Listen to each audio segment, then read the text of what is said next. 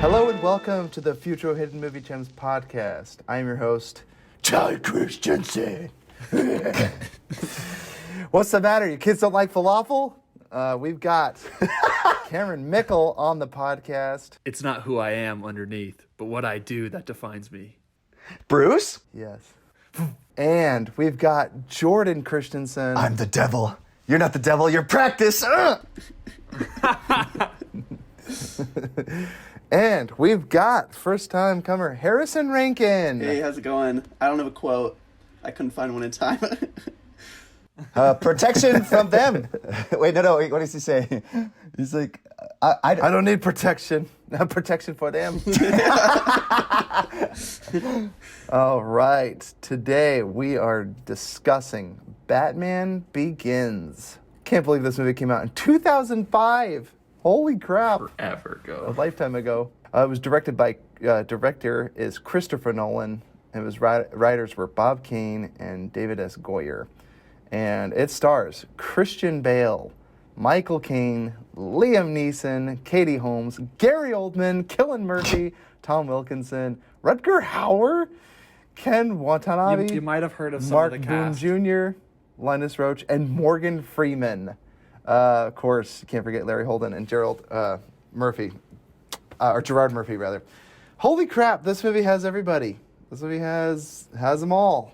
It's weird to think of how star-studded this cast is. So, we're going to get into it. What was it like watching this movie for the first time and rewatching it for the podcast? Let's start with you, Jordan. First time I saw it was in the theater, and I think I just turned 13 or something. I was close to it, and Mom was like, maybe, I don't know, I'll watch it with you. And so we went to the theater, and it was on an activity with our school, so all the guys went, and then so it was all the guys, me, and my mom. And nice. I'm not gonna lie, I felt pretty uncomfortable watching it because there's some dark stuff in it. So I just remember being like, "Whoa, this is a dark take on the Batman universe," because it's not as lighthearted. Because I grew up watching a lot of the Tim Burton Batmans, which are goofy and quirky, and so this is such. No, they're good for that time. They're actually really fun. But anyways, this one, obviously this is a million times better, but it's it worked for our generation. And I mean, maybe it was ahead of its time because, man, it tucks on some stuff that I was like, I don't think my brain could handle. And then rewatching it for this podcast, I just absolutely love all the things he explores and how gray he shows the world. Like, there's not just like, oh, it's black and white, where some people see it black and white, but there's like, oh, there's more to these people and these characters. So beautifully well done. I actually got teary-eyed a few times because I just thought how beautiful of a film this is.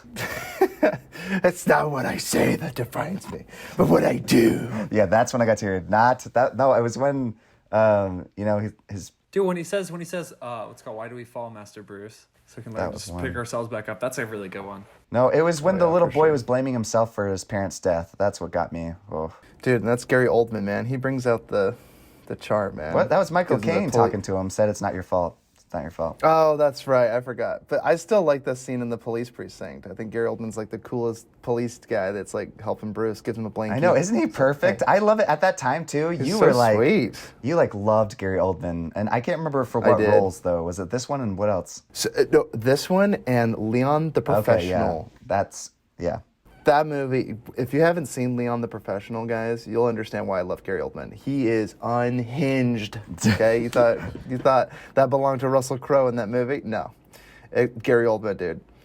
Bring in everyone, so freaking good. So let's get into it. I saw this movie. I had to wait until this was available so Jordan could buy it on widescreen DVD. Because Mom said it was too scary to see in the theater.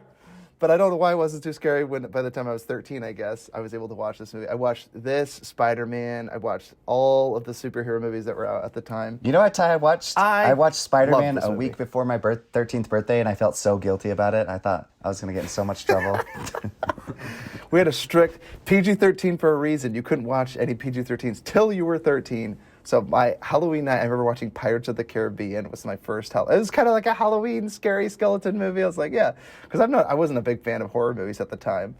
But then Batman Begins was probably the third or fourth movie I saw. It was Pirates of the Caribbean, and I know there was Batman, and then there was a Spider-Man 1 or 2 or whatever. Watched all those, like all in the same week. So the first week I was 13 is when I first saw this movie.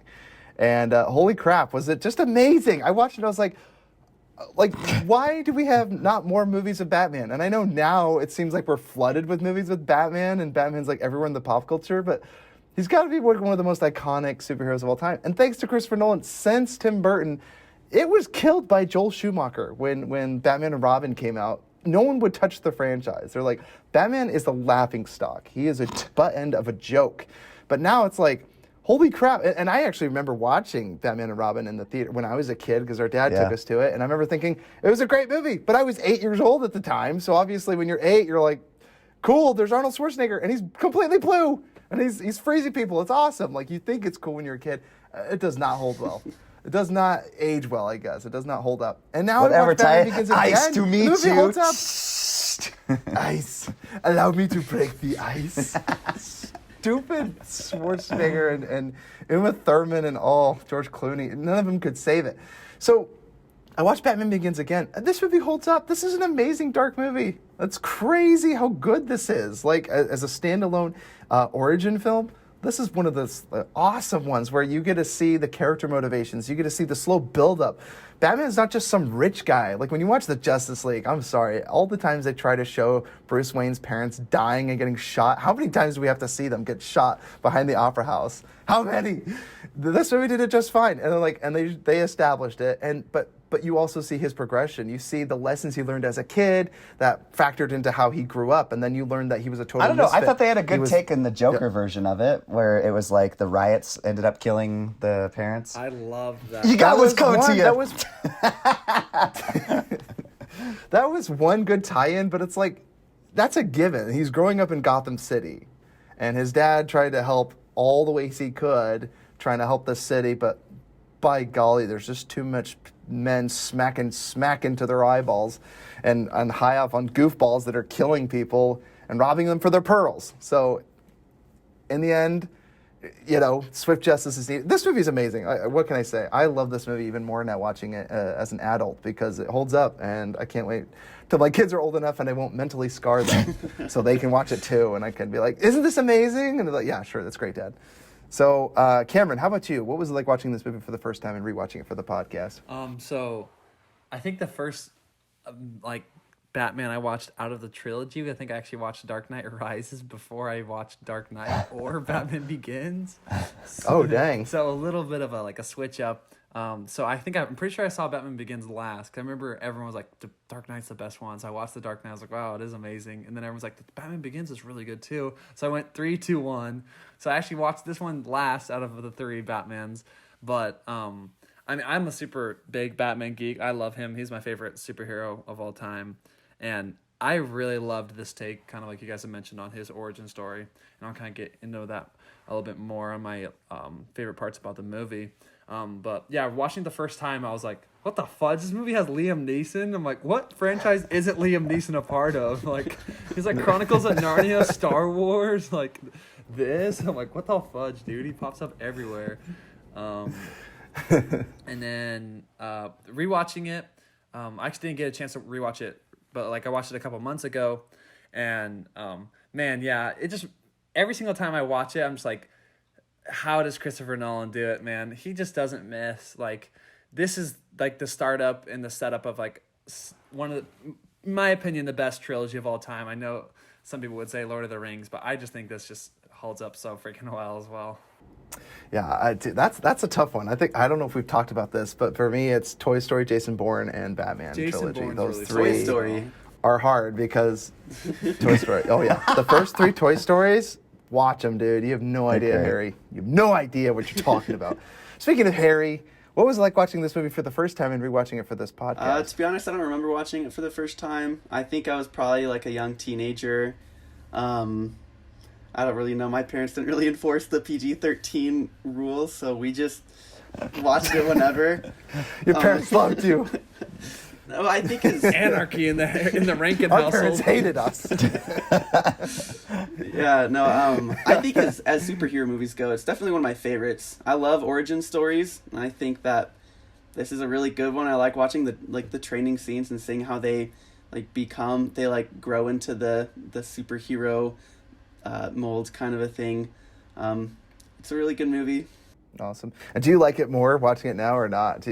Were you a kid? I mean, when I was a kid, I just lighting liked- the couch on fire. You're like, I just liked watching the action scenes. I didn't really pay attention to the story. But now when I'm older, I think I definitely noticed like the music is so good. If you actually pay attention, it's incredible. And I don't know. I do enjoy watching it now. It doesn't really get old. And not the Hans from Die Hard. Yeah, Happy Trail, Hans. Happy Trail, Hans.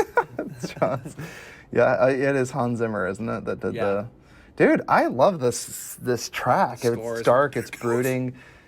And again, this is before Inception boom, where it was all horns and everything. But this really set a tone, like a dark, just intense, overbearing sound, and it gets you pumped, like when you listen to it, Anyway, because I love the animated series, right? The old one, The Dark Knight, the animated cartoon. That's a great theme song too. It's so good. Anyway, I love all the Batman songs. Not as They're good all as great. The Batman. And The Batman. Oh, that's that weird, creepy techno one, right? Yeah. I just remember the whisper at the end. Yeah, It's kind of breathy. Yeah. It's like it's so funny. I love that show. Dude, we're such geeks. Okay, so let's get into it real quick. We don't give the plot synopsis for like the last 4 podcasts, so I'm going to do it real quick. So after training with his mentor, Batman begins. I see what you There's did there. the title. Batman begins his fight to free crime-ridden Gotham City from corruption. There it is. That's what an origin story is. Very simple on its face. It gets a little complicated though. There's a water microwaver. There's a scare poison. There's like 2 or 3 different villains. Man, this movie's good. Okay, so let's get into 2 of our favorite things from this movie. Let's start with Cameron. My favorite thing about Batman Begins is I just love the fact of the tie-in of Bruce's fear to bats and to his involvement in his parents' death. Because that's what I loved this take on it. Because I've seen like so many different Batman movies and seen, like Ty says, how many times can we watch the Waynes get murdered behind the opera? Just keep it coming, dude. Like I've seen childhood trauma. Yeah, like I've Keep it rolling. seen it so many times, and I think this is probably my favorite angle. The Joker Agreed. one is number 2. Like I love that of how Joker was like causing it. I didn't like it though because then it's too much of an age gap between Joker and Batman. But that's a different. Well, thing. but I think it might have, because he said, I thought of a great joke. I think he was like just making a joke. Like I don't think that actually is how they died. Oh, I don't know. And then- What? Never mind. Maybe I don't know. Who knows? Wait, are you referring to the movie Joker? Yeah, because okay, yeah, he thought of a great joke. Like it was the whole chaos that was Caused it. ignited by Joker. Yeah, I get what you're saying. Yeah. So it did look like he had more of a tie-in, or he was more directly related involved to in their his death. Yeah, instead of Which just is being weird, a bad Cameron, guy. because if you wanted to, have you seen Tim Burton's Batman, the Not first yet. one with Jack needs Nicholson to. and Michael Keaton? Okay, Cameron, it's literally the Joker that kills his parents. So you can't get any more direct than that. That's pretty So, cool. Spoiler alert. Yeah, but yeah, he literally is the one responsible for it before he is the Joker, and then he becomes the Joker. Wait, and if we're afterwards, getting but- into this, I don't mean to stay on this topic, but I'm very curious as to that one guy, Ra's al Ghul said at the very end he was like somehow involved. Was he actually the cause of their death? He's like, your parents wouldn't get on board or something. Remember the very end? I get the impression that they were. But Okay. then again, I don't know if he actually sent that guy to assassinate them. The guy looked like just pretty much a junkie, Yeah. but he could have been placed there. Yeah. Well, what's called It's so in possible. in Gotham, the TV series, you actually find out that like Bruce's dad was kind of a little bit corrupt, and like because I mean he was one of the most Ooh. powerful people in Gotham, and you don't get to that position without being being the cookie cutter perfect person. So that's why it's kind of hard. It's like Bruce has to come to terms with like my parents weren't perfect people, but like I still love them so much, and like their legacy lives on through me. So it's kind of cool to see that as well, the progression, because That's pretty cool. Yeah, turn down your parents. Yeah. you This know. apple this apple falls far from the tree. and so Now that's power you can't buy. and so I just really love how Yeah, Don't come to me with your problems. That was the other quote I was gonna say. That was the one I forgot. Don't come into here with me with your problems. Yes. You got your butler friend, and your pretty little lady friend out at the corner store. Bang.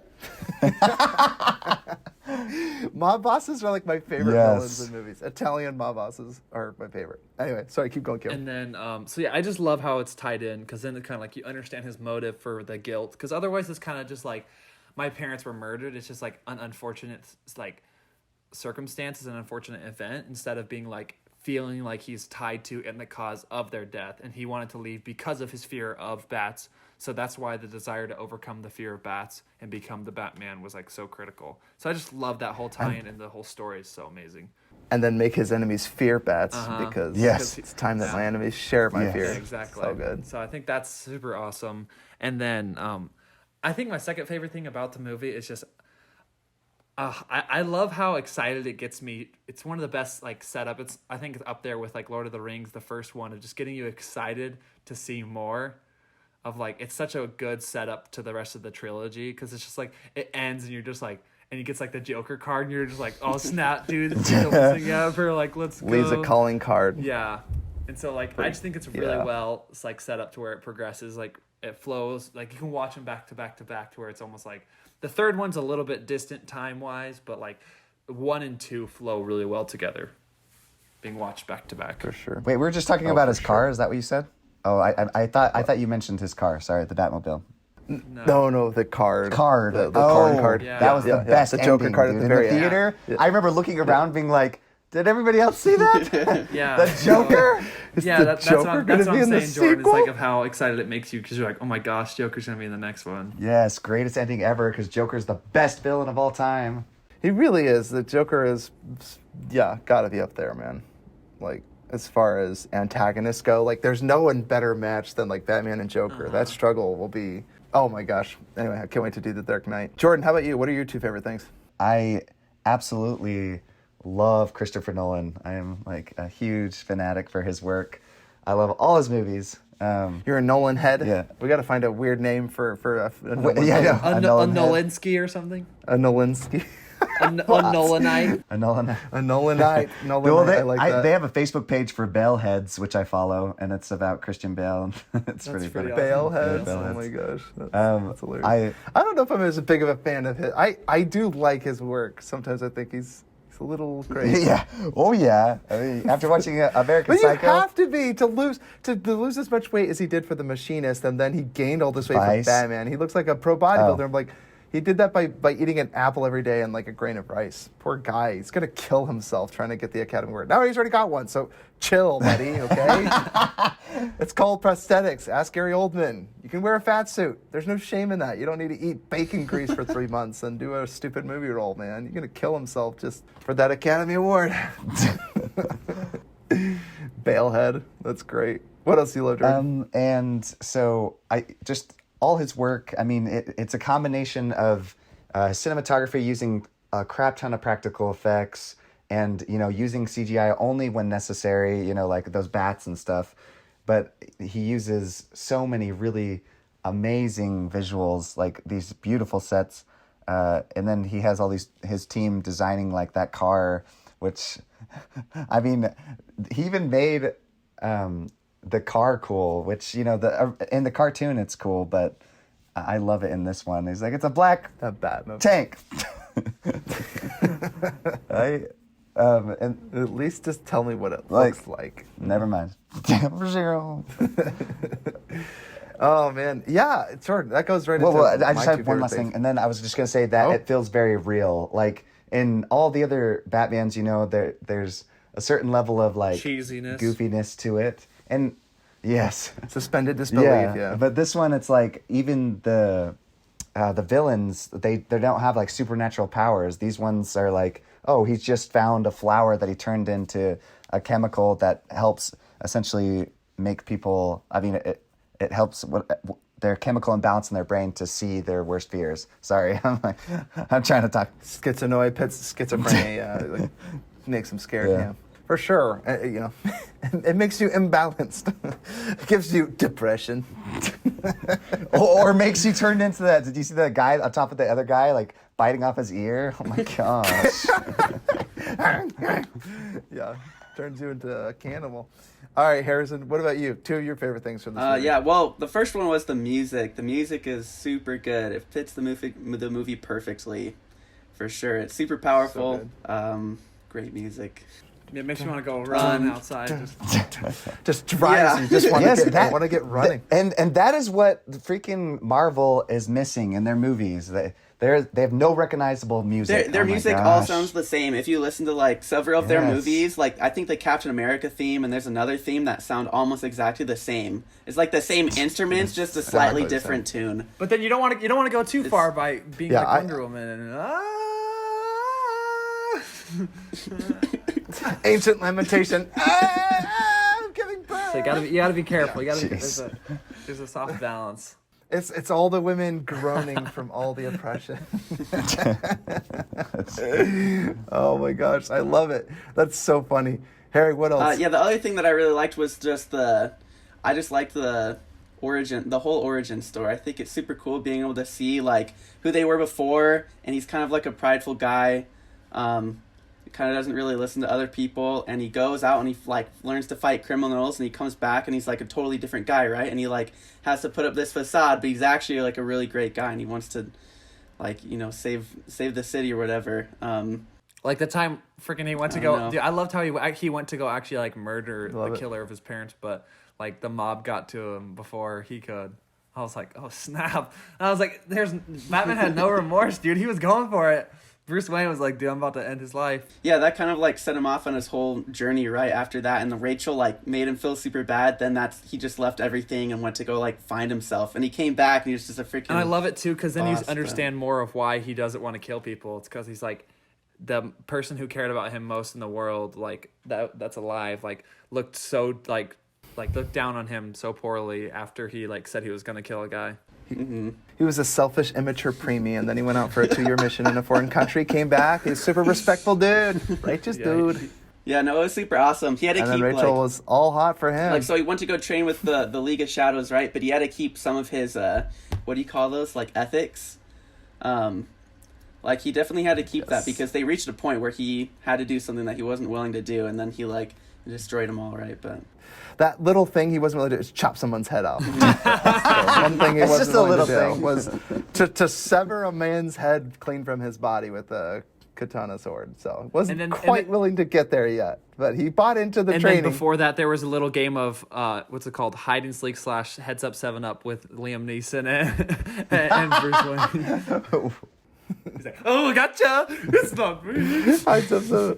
But I Starts gotta slashing say all their though, I shoulders. think this is one of my favorite origin stories. Like Cameron and both Harrison have already said, I seriously, it makes so much more sense that he like joined this league that taught him to be essentially a ninja, and then come back and Okay, and fight crime. Oh, so wait, okay. There's one thing I want to say about like Nitpick afterwards. Oh, okay. Okay, yeah. So I would actually, I love what you guys have said. One of my favorite things is Bruce Wayne's relationship to everyone else in this movie. I love when he's talking with Lucius Fox, his character, played by Morgan Freeman. Every time he goes in to get the gadgets, it's like the coolest Q scene. It's sleek, it's cool. He's like, does it come in black? It's so awesome. It's like I wish I had a storeroom filled with weapons and gadgets and suits and cool tech like that. And he's the coolest. Morgan Freeman, and he's explaining how the gadgets work, and that buttery voice of his, I was just like, yes, Mr. Wayne, more it scenes comes like in this, black. please. Yes, Mr. Wayne, it comes in black. It reminds me of like Elon Musk or something. I feel like that's something that he would just design, just like have a random, just like a Batman suit, and there's like, why do you have this just laying around? And here's a flamethrower. Here's During the day he runs Tesla, at night he runs around in a suit. I'm Tesla, man. It's like I tried it myself. I'm Mr. T. Oh, it's so funny. And so I like that. And then his whole thing with Rachel, it's believable. I like it enough. And I love his relationship to his butler.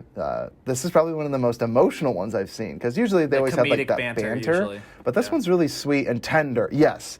And it's there. Like, what's the point of doing all those bloody push-ups if you can't lift one bloody log? Like, that's really funny.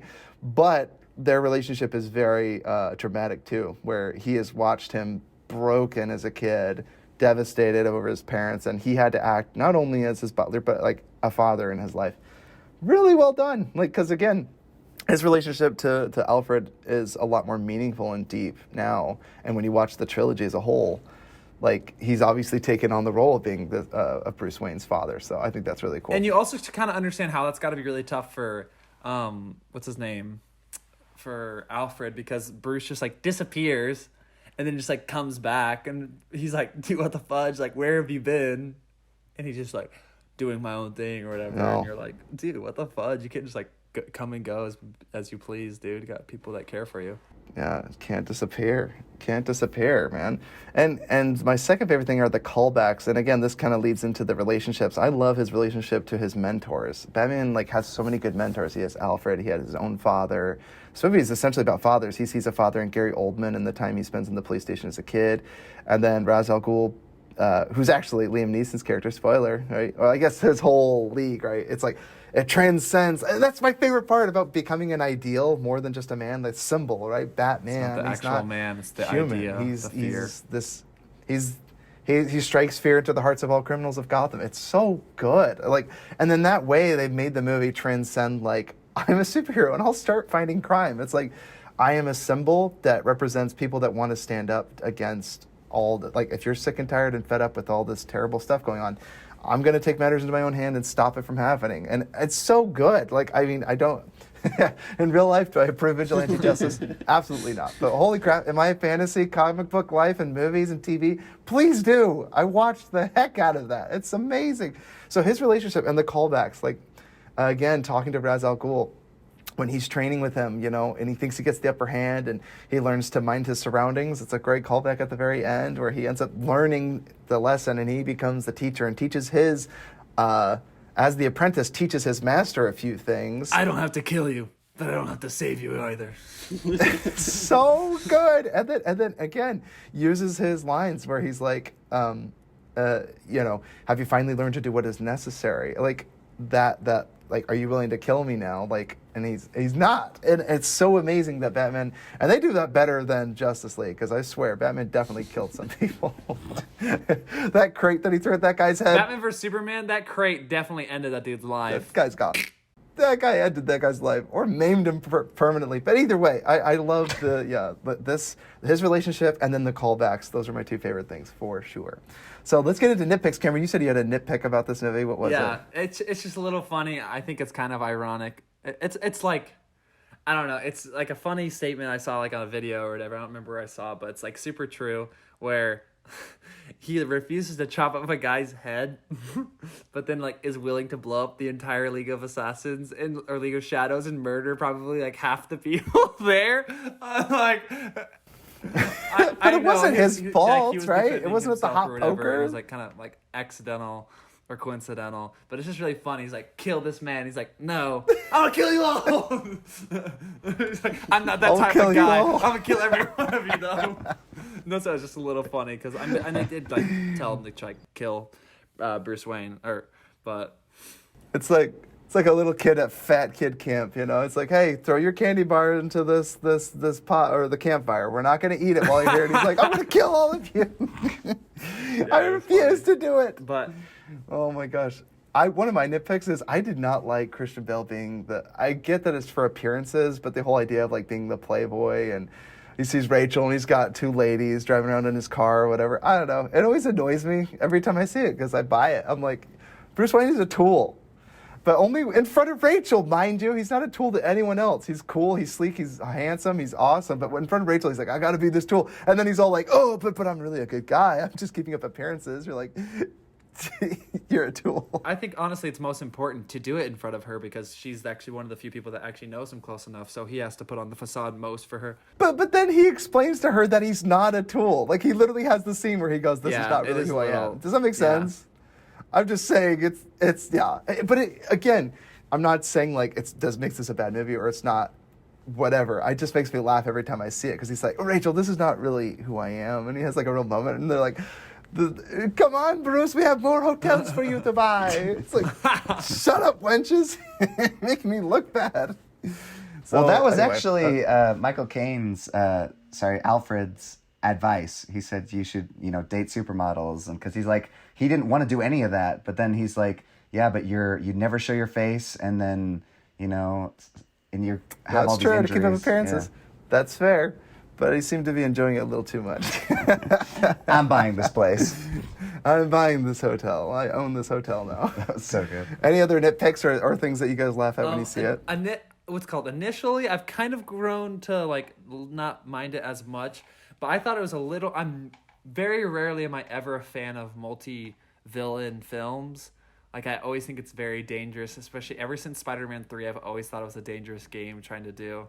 Well, it's because they don't get enough face and time, also, right? I feel like their crossing motives are always kind of questionable. It's like, oh, we both want together to destroy. And it's like, but one of you wants to be in power, so...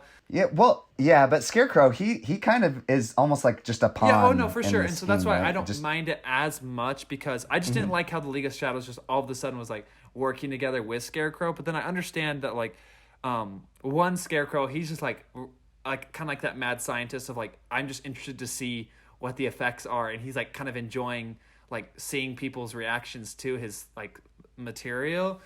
Does he have a different motivation in the comics, Cameron? In the cartoons or anything? Scarecrow is always the guy that has the fear stuff. That's all I remember from him. I don't really know his like true most of them, motives. he's always the villain that kind of, he's like the Mysterio for Spider-Man, right? He's like, he does the fear. Like, they always have a fever dream episode where Scarecrow's like a big giant guy. He's all the fears. He's a big bat to Batman. He's always trying to scare him, and at the end of the episode, they end up usually beating him. But always, Scarecrow's biggest fear is Batman or like a huge bat, and so it's kind of funny, like especially in the comics, or in the TV series, they always do that to where Scarecrow, anytime it gets put on him, it always would show Batman except like with fangs, and so they did like almost spot on. Can we just talk? I was like, dang, that's dope. Great freaking choice, killing Murphy as Scarecrow. He's so Oh my sleazy and gosh. creepy. He plays a great creepy guy.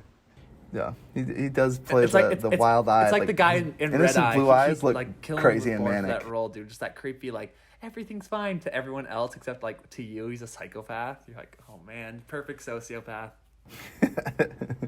Well, and Cameron, like I said, it is when he talks to the mob boss. Scarecrow is just a pawn set up by Ra's al Ghul. That's how he got all those resources. He's just a nobody doctor that had this serum, and he could help essentially help.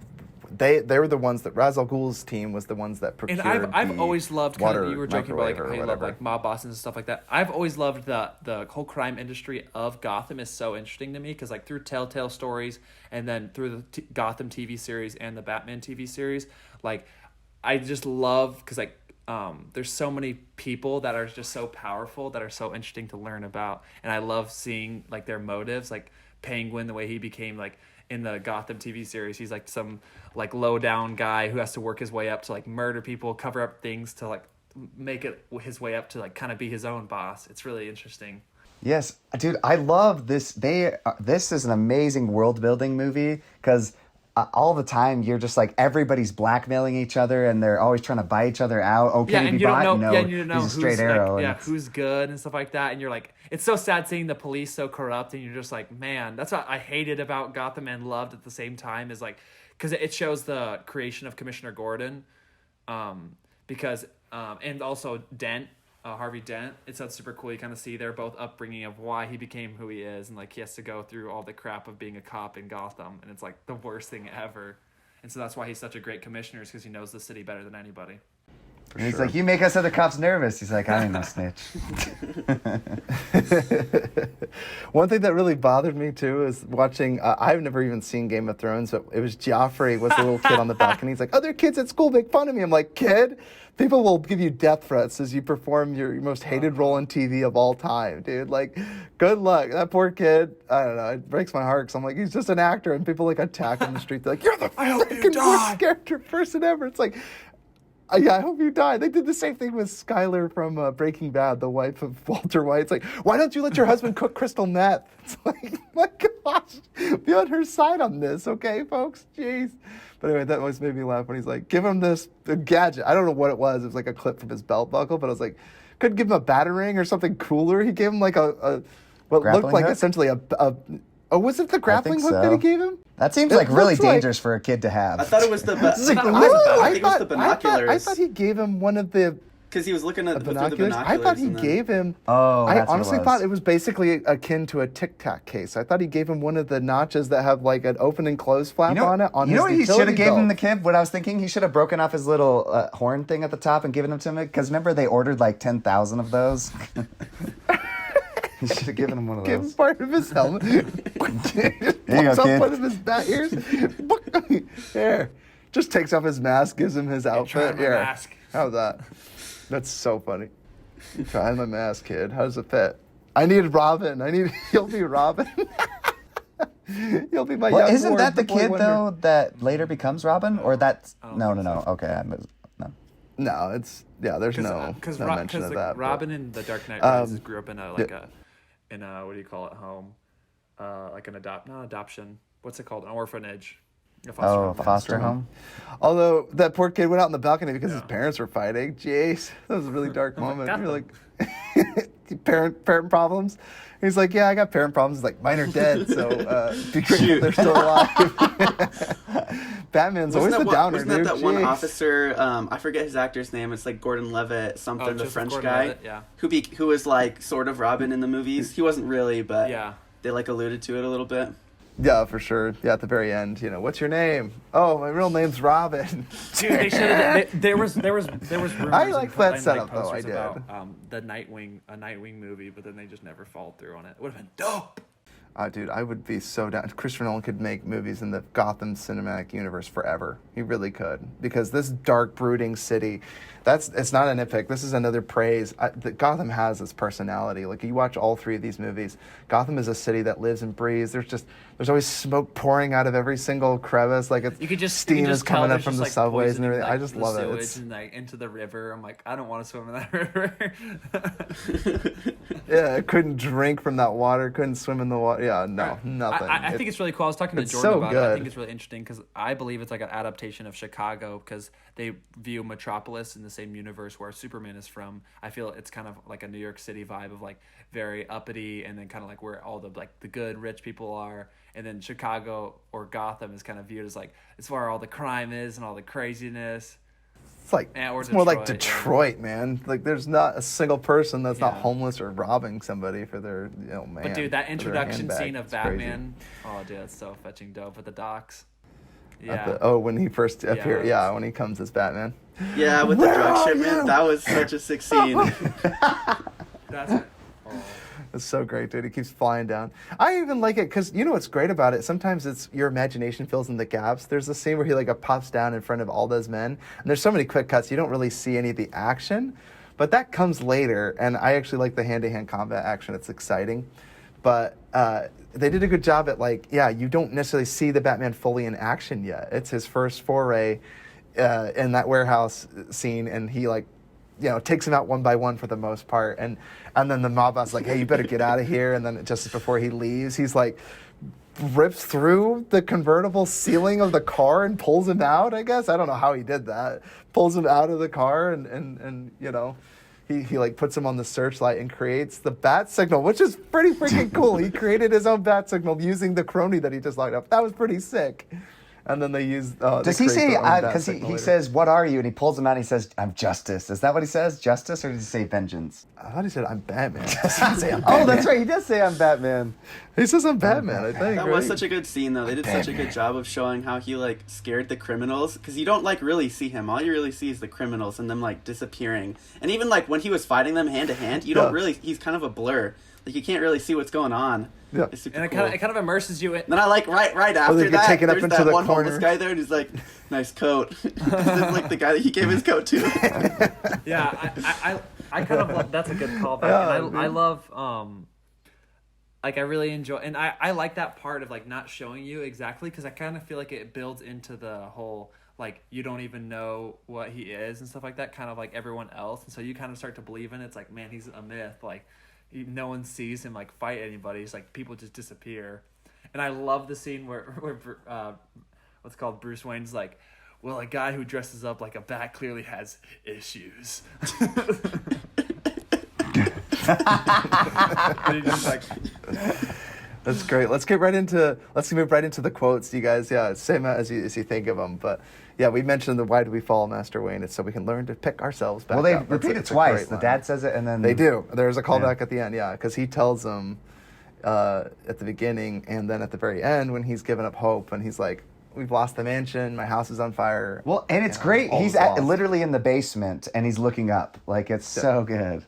Yeah, he's literally like at the bottom. Yeah, like as low as you can get. It's the lowest moment for our hero. It happens a lot. Like when he falls through the well and he's looking up and his dad reaches down. Like, I don't know. There's a lot of good visual motif. For sure. Yeah, I love this movie. I think this movie is about father issues, man. It really is about parenting. You know, like he looks for father figures, and a lot of Batmans allude to it because he doesn't have parents, but they never. Like Batman's always a loner, and he's always alone. That, of course, loners are alone. That was a really smart thing to say. He's always alone, and he's always like cast off from everybody else. He's not a team player. He's like, I work better alone. He's always closed off, and you're like, I get it, but it was really nice to see this movie where he did have father figures in his life, and he did acknowledge them, even though he keeps a guarded, safe distance. He still respects and appreciates that. Like Gordon, he has a really special relationship with Gordon and Alfred and all the other.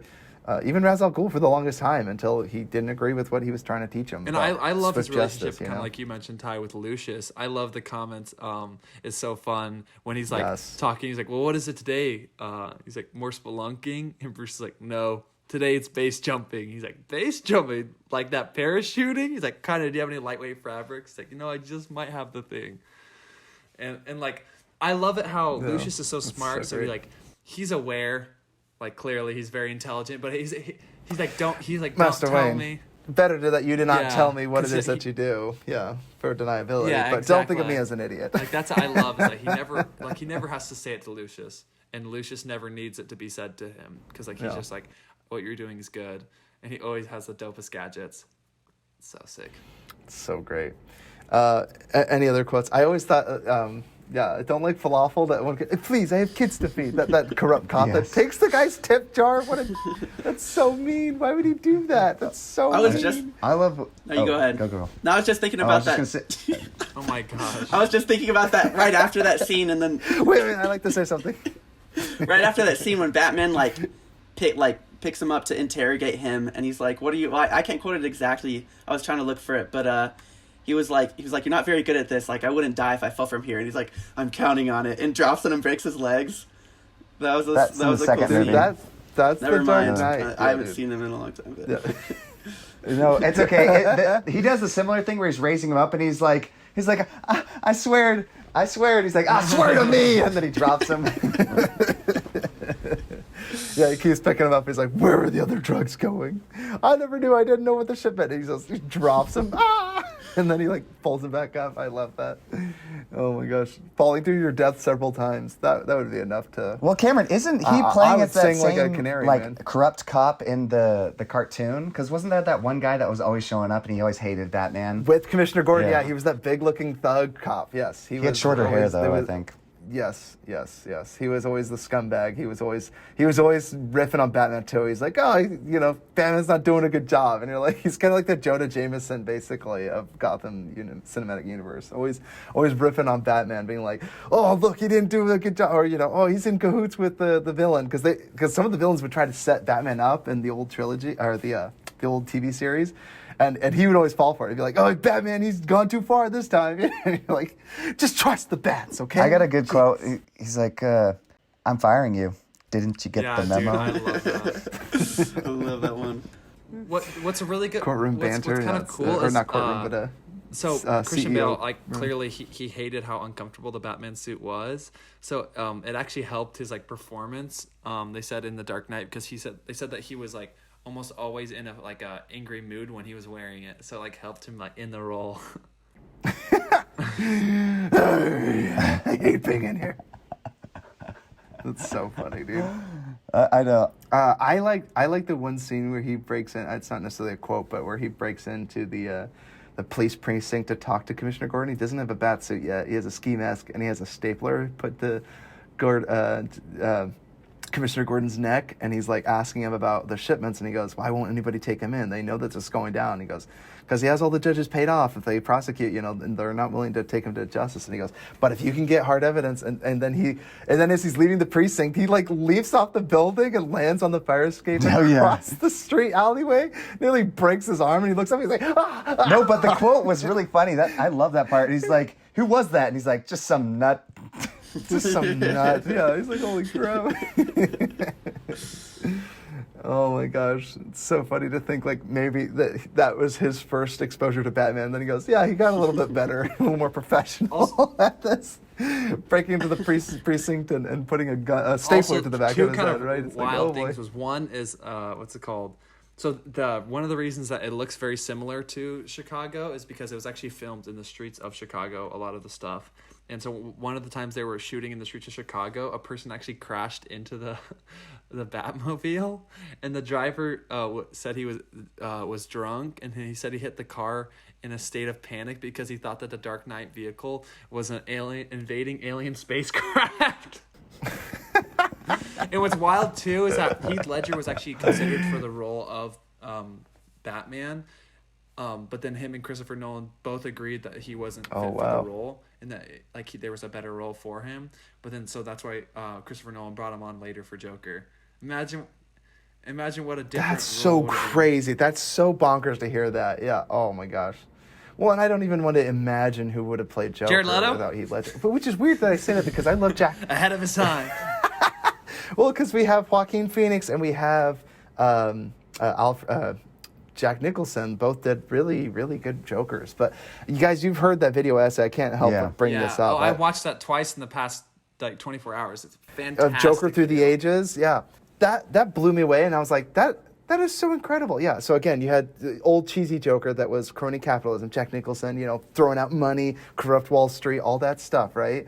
And it was the crony capitalism, hey, you can be rich, and he's evil, corrupt that way. Kind of a phony, kind of silly and over the top, and making a goof, art and everything, spray painting everything. And then the next one, you have this is Heath Ledger's Joker, Christopher Nolan, after 2001, the two towers are collapsed. It's all about terrorism. Like, it's terrifying. Like, Joker is a terrorist, all the Batman villains are terrorists. This movie is a lot about terrorism, right? You had like biological warfare being waged on Gotham City.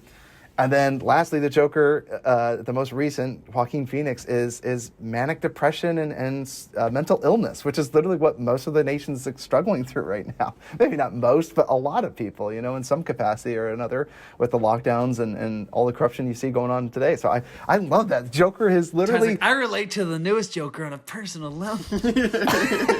Yeah, which is so funny. But what I'm saying is that he's such a real villain and he transcends everything. He's a stand-in for society and what's going on. Like, all of the world's problems are literally born in and baked into the villain Joker. And that's why Batman is such an intriguing superhero, because he has to fight the evils of the world. Like, Batman, dude, holy crap. Bless his heart. One of my favorite quotes, I had to write it down because I can't spoil or ruin this, rather. Can't butcher this. Bruce Wayne is in the prison and Liam Neeson comes into his cell and is talking to him, trying to recruit him. And he's just like, you're going to join this league. And he's like, you're a vigilante. He goes, no. A vigilante is just a man and lost in the scramble for his own gratification. He can be destroyed or locked up. But if you make yourself more than just a man, if you devote yourself to an ideal, they can't stop you. Then you become something else entirely. He's like, which is a legend, Mr. Wayne. It's like the greatest intro, what do you call it, call to action I've ever heard. Like, it says everything you need to say. Like, it sets up who he becomes without even knowing that he's going to become Batman. Well, and the right? best part is later when he's talking to him again, when he sees him in the Batman suit, he's like, you took it literally. Yes. Yes, he took it literally. And it became an icon, right? And then, his things that he stood for. And I love that his conflict relates so heavily with, he's like, I'm going to save Gotham. And he goes, you're just like your father. And he had to be stopped because, he was too polite. He was too corrupt bureaucrats. They're all, running around and not actually fixing the problem.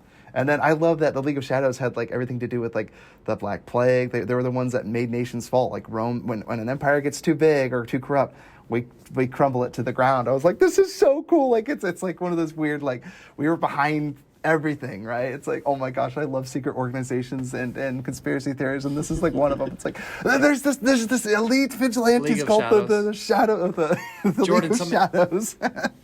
Jordan, something And they're that the you'll ones like, pulling something the that's kind of string. cool is that Christopher Nolan took the whole entire cast and movie crew of the what's it called, the Batman Begins, to a private screening of Blade Runner, the 1982 version. And then after the movie, he told the crew that, like, this is how we're gonna make Batman. Are you serious? That's great. Yeah, so he kind of based it off of Blade Runner. It was like, I want to do this like style and like this world like esque, and you can kind of see some of the stylistic like parts of it. Yeah, that gritty world. Sure. Isn't that pretty wild? That's amazing. I never said thank you, and you'll never have to. Dude, every Batman. Well, and I voice he was does listening to there the is interview. So funny. the script, or not the script, but they offered Batman to Christopher Nolan, his agent, and his agent's like, well, I don't know if he'll be interested in taking this. So she brought it. Thank goodness she brought it to him. And it's like, are you interested in making the Batman? He's like, yeah. And so he's just like, he felt like there was a story that people hadn't told. And I'll say, goodness Three gracious. stories. Oh man, Yeah. 3 stories, dude. Oh my gosh, I'm so glad. I can't. Yeah, and again, it's so weird because casting call. It's like I couldn't see this movie with too many other people. Now that being said, I would argue after watching Tenet and how he handled Robert Pattinson, I could totally see him being the new Batman. Now, obviously, he's going to be in this new one coming up next year in March, but like, I'm really glad Christian Bale did it for this one because of what it accomplished. It did pull off more of the action star. I think Robert Pattinson actually, he probably could pull off being an action star, but I love the idea of like these being crime movies first and foremost. There's plenty of action riddled throughout, but I love the noir and crime. I think that's just so good. The corruption. It's not always just about like the takedowns and the fighting, which is always a fun part of it, but it's the chaos, it's the terror that grips you. This movie's got it. I mean, this movie's so good. Does anyone have any last quotes that you want to throw out real quick? Well, Ty, what you were talking about before, how like the League of Shadows is sort of like, the secret force behind the downfall of a lot of civilizations. And one of Ra's al Ghul's quotes was, "When a forest grows too wild, a purging fire is inevitable and natural." I mean, they have like a good motivation, right? I mean, like they want to protect the world from like the very worst of humanity by bringing it down before that happens, right? And it's kind of like Thanos in Endgame, how like his motivation was to like save everybody before it grows, like before the population becomes too big. And I think like I definitely like villains like that a lot more when they're not just like evil, but they really want to do like in their mind they're trying to do the right thing, right? It's just sort of like a conflict of opinion about what the right thing is to do about certain problems. Yeah, right? you understand their motive, because then it's just not like I'm wanting to dominate the whole world. Because then there's moments where you're like, is Ra's al Ghul doing the right thing? I'm Steppenwolf. Yeah, in Joss 'cause- Whedon's Justice League.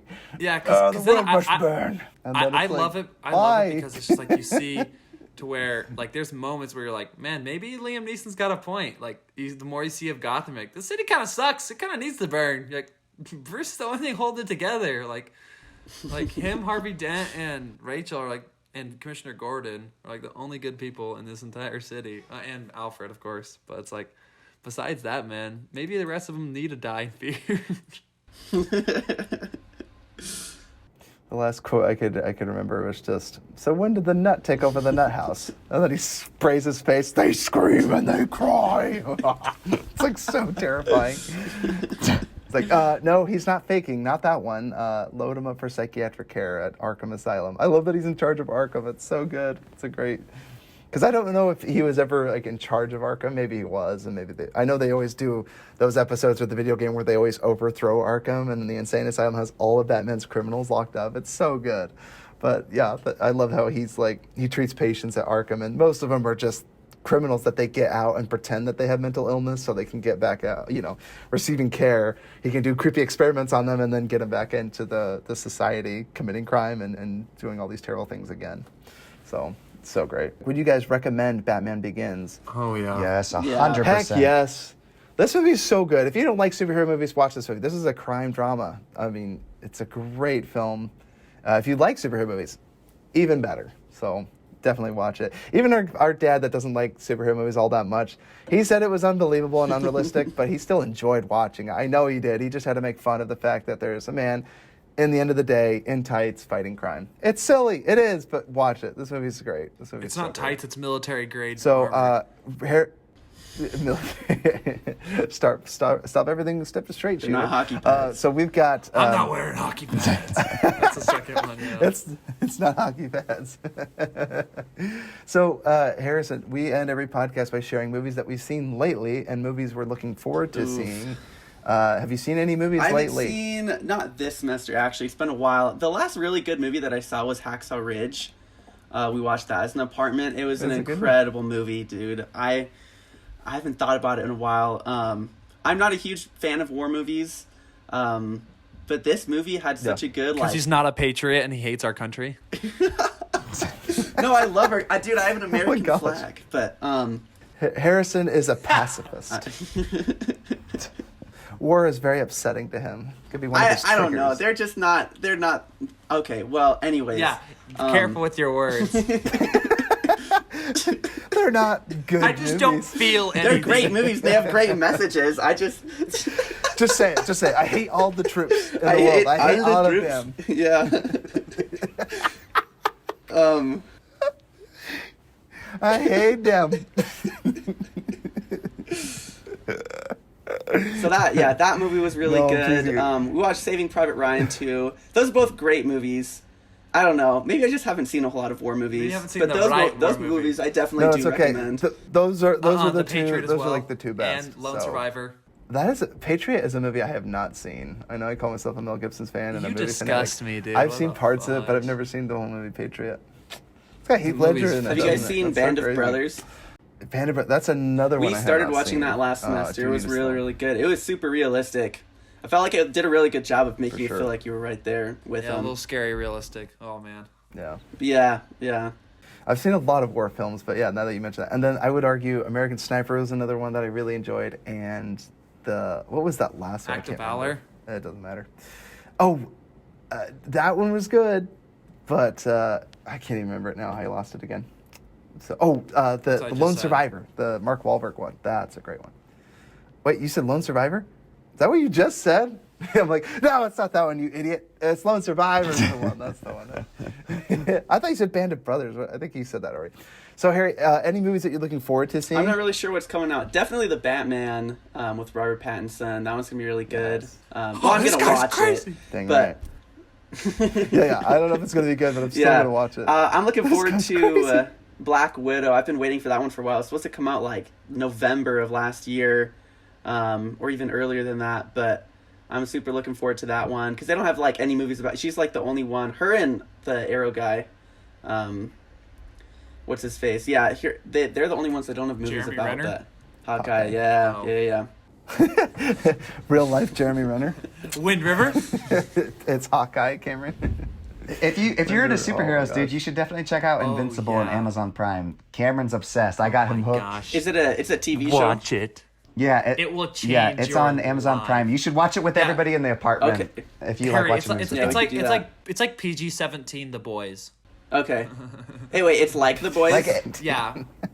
it's like it has But see, a lot of it's violence, like but it doesn't The have all Boys the is like R, gratuitous. This is PG-17, and then like Justice League is like PG-13. You know.